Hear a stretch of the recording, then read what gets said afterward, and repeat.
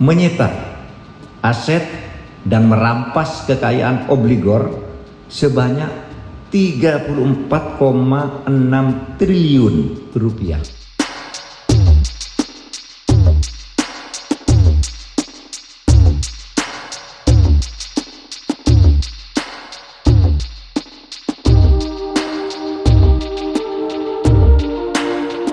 Saya ditanya, untuk melaksanakan UNCSC itu bagaimana Pak tentang rancangan undang-undang perampasan aset? Saya katakan, untuk pemerintah rancangan undang-undang perampasan aset itu sudah selesai prosesnya karena sudah disampaikan ke DPR pada tanggal 4 Mei tahun 2023. Jadi ini sudah berapa bulan sudah kita sampaikan. Tetapi karena DPR sibuk, itu belum diagendakan untuk dibahas, mungkin. Tetapi saudara, sebenarnya untuk langkah-langkah perampasan aset bagi korupsi itu, tanpa undang-undang itu pun selama ini kita juga sudah melakukan.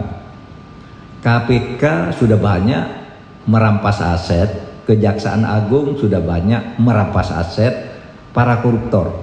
Misalnya kalau KPK semula ketika menjadikan seseorang menjadi tersangka hanya dengan dakwaan korupsi atau gratifikasi sekitar 1 sampai 3 miliar, nanti di dalam prakteknya bisa jadi tuntutannya itu atau temuannya itu bisa 100 miliar lebih, seperti yang terjadi di Papua Barat dan yang lain-lain. Kemudian asetnya dirampas.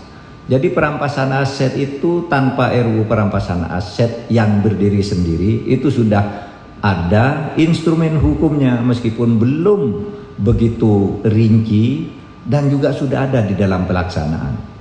Misalnya yang dilakukan oleh Kementerian Keuangan bersama Kemenko Polhukam, merampas aset-aset BLBI yang semula itu merupakan perjanjian perdata antara pemerintah dengan swasta, tetapi kemudian karena ada gejala prestasi, ketidaktaatan terhadap perjanjian, sekarang asetnya sudah kita rampas. Saya diberi tugas oleh Presiden bersama Menteri Keuangan sejak bulan Juni tahun 2022, dan sekarang pada akhir Oktober tahun 2023 kami dari Satgas BLBI itu sudah menyita aset dan merampas kekayaan obligor sebanyak 34,6 triliun rupiah, yang itu berarti 31,38% dari total tagihan yang harus diambil dari pengemplang atau dari para pelaku prestasi dalam kasus BLBI ini.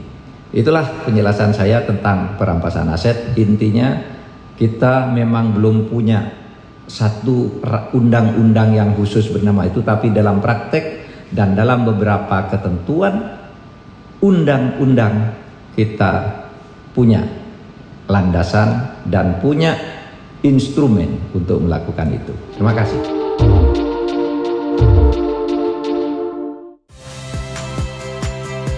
Saya Magister Tarigan.